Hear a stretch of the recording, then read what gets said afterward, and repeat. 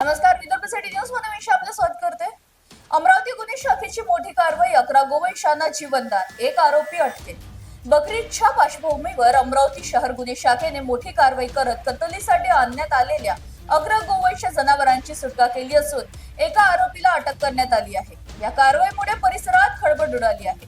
Police आयुक्त राकेश ओला यांच्या आदेशानुसार शहरात अवैध धंदे, गुन्हेगार तपासणी तसेच गोवंश कत्तली रोखण्यासाठी विशेष मोहीम राबवण्यात येत आहे.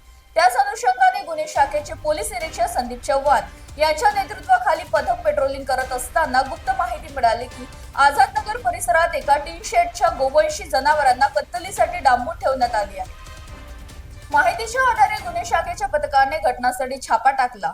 पाहणी दरम्यान टीन पत्राच्या शेडमध्ये 11 लहान मोठी गोवंश जनावरे आखूड दोरीने बांधलेल्या अवस्थेत आढळून आली. पोलिसांनी पंचासक्षम सुमारे 2,80,000 रुपयांचा गोवंश ताब्यात घेत त्यांना सुरक्षित संगोपनासाठी दस्तूरनगर येथील गौ संरक्षण संस्थेत दाखल केले. या प्रकरणी शेख रियाज शेख इलियास वय 25 राहणार आझादनगर अमरावती याला ताब्यात घेण्यात आले असून याच्या विरुद्ध गाडगेनगर पोलीस ठाण्यात प्राणी निर्दयतेने वाढवण्याच्या अधिनियमान्वये गुन्हा दाखल करण्यात आला आहे. ही कारवाई पोलीस उपायुक्त श्याम घुंगे, पोलीस उपायुक्त गुन्हे रमेश धुमाड, सहाय्यक पोलीस आयुक्त शिवाजी बसाटे यांच्या मार्गदर्शनाखाली करण्यात आली.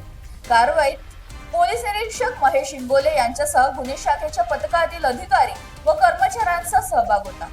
अशाच अधिक माहितीसाठी आमच्या चॅनलला लाईक करा, शेअर करा, सबस्क्राईब करा आणि फॉलो करा.